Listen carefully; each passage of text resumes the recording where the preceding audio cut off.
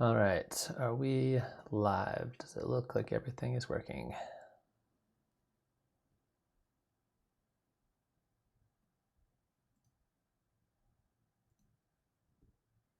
Maybe, perhaps.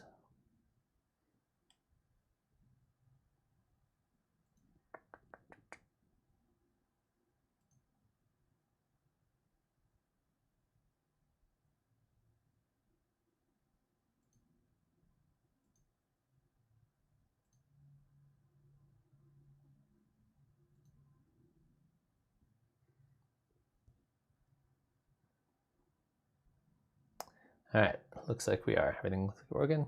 Sweet, that looks good. You look good. Awesome. So, in case anybody is out there watching this in the future, welcome to the stream. I'm going to be just kind of messing around, focusing a little bit on Maxforlive and specifically one of the new Maxforlive packs called Inspired by Nature.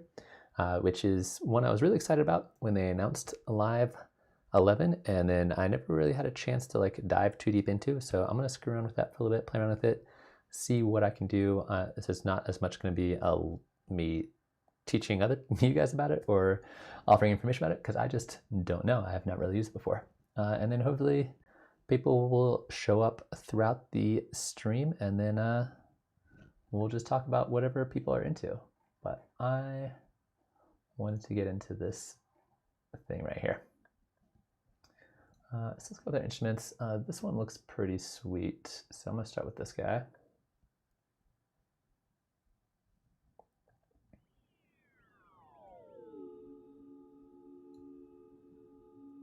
So it looks like this just kind of is a signal generator.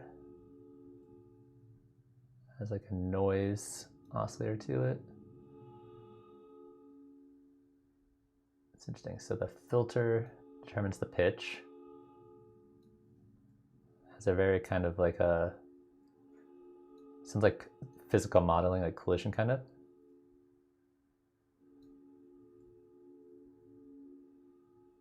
And we got some different algorithms in here for generating sound.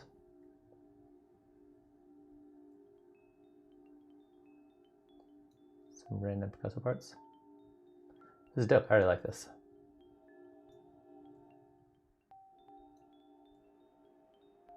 So we got noise here, filter bandwidth. We can tune it. There we go. I like this so far. What if I want... Yeah, I like the rain setting here a lot.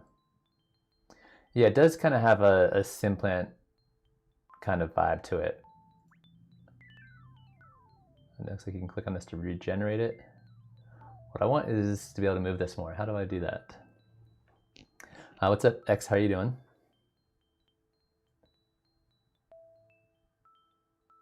Not sure what that does yet.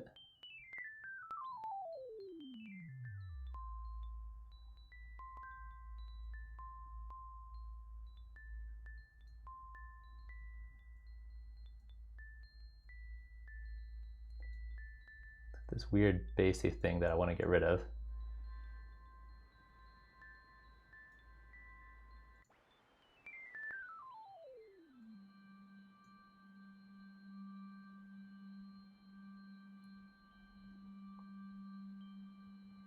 Hey Rev, let me jump down a little bit. It's getting a little late. How's it going in the UK? I appreciate you being up here, even if it's late over there. Yeah, thanks for showing up and appreciate the love. Next, I'm doing pretty good myself.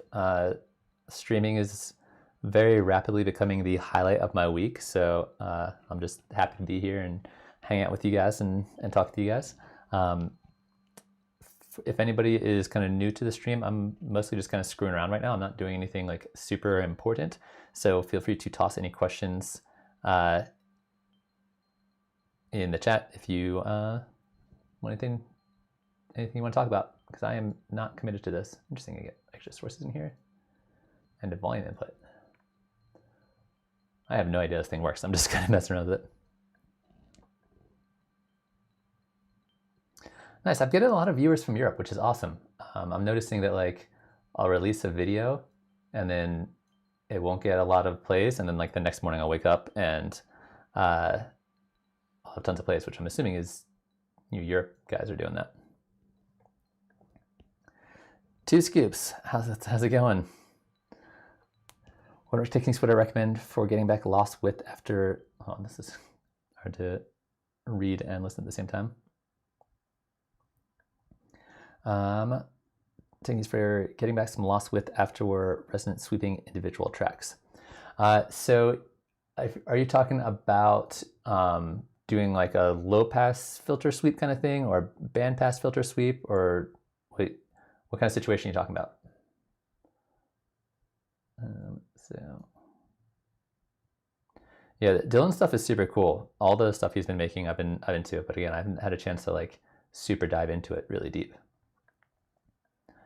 But Two Scoops, I'm assuming you're talking about something like, I don't know, generating like a saw wave and then like doing a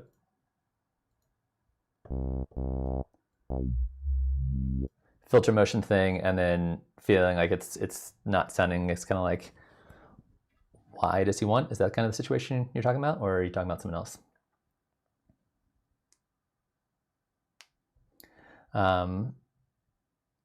Because in this situation, if I'm looking to get some width back into it, the main two places I'm going to be looking are going to be the chorus, or I mean, if you're using, let's talk about chorus first. Chorus is automatically going to add in some width, especially if you turn up the amount. I don't know how much you can hear stereo through the stream here, but this will definitely widen things up. You can definitely overdo it if you go too crazy with the dry wet, but a little bit here can give something like a nice bit of width. The second place I'd look to for getting back width is if you're using something like operator. There's the spread control, which is a bit more subtle, but will also work. Most synths are not going to have a spread control, so instead, if you're looking at something like wavetable, this also depends a little bit on the position of your filter. Using something like unison will also help kind of widen things up. But if you're doing the filter, actually the filter here will still be before the unison.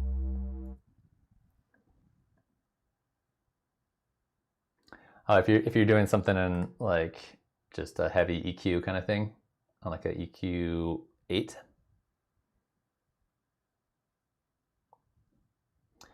Interesting. All right, so that's a slightly different situation. So if we're doing like an EQ 8 here, and I'm like doing some very specific EQing to refine this a little bit, and then you're feeling like maybe I want to boost a little here, maybe I want to get a little bit more here, and then just feeling like it's just not as big or beefy as you want it to be. You could try mid-side EQing. I tend to save mid-side EQing more for when I'm doing mastering. Or you could even do left-right EQing. That's definitely a situation if you have something that already has a lot of stereo feel to it. But if you have something it's already kind of in the middle, these are not going to be quite as useful. But if you have like a nice stereo recording, or you had like a stereo synth you recorded, these could definitely be kind of helpful. I think getting creative with layering is probably going to be one of your best bets. Layering and effects, as X has mentioned. So having this sound, essentially, say this is our sound, and you're like, this is not quite enough for me. Duplicating the whole track, and then on the second version of the track, you're going to EQ it a little bit differently. Maybe have some different places, like maybe not exactly the same, but maybe get rid of some of the lows here and do something like pitch it up an octave, something like that. And then maybe tossing some like reverbs and delays on it. So that way you have kind of two different sounds that are both the same sound, and then EQ them a little bit separately, and then maybe pan them a little bit separately. So if this one's up a little octave, EQ here's a little differently. Put a little bit of reverb, a little bit of delay, whatever you're into, and then this goes slightly to one side, this one goes a little bit to another side, and that way you can get a little bit more of this like slightly asymmetrical thing, where you have like one set of frequencies over here on a little bit on the left, same sound, but slightly different a little bit over here on the right.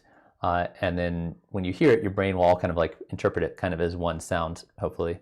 And that's a good way to help kind of like keep things feeling wide. But also you can still be really precise about your EQing. So any of those like unwanted frequencies on either one of the layers can be really precise and exactly where you want it to be.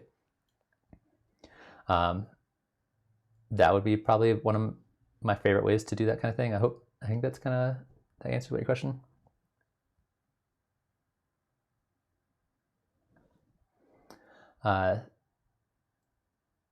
The other way you could do it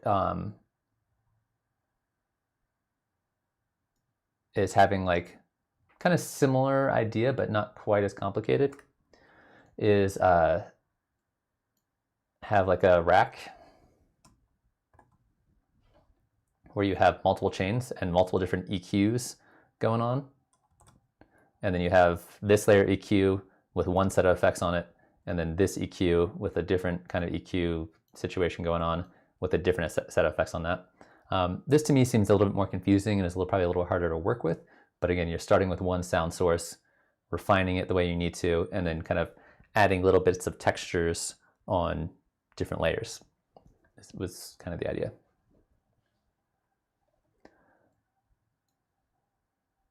But that's a good question. Sometimes it's hard because you put all this work into making a sound really cool, and then there's just too many frequencies, and then your EQ just like makes it sound kind of flat and boring. And then you've got to figure out how, like, what's the right amount of EQ and what's like what EQ is too much that ruins your sound.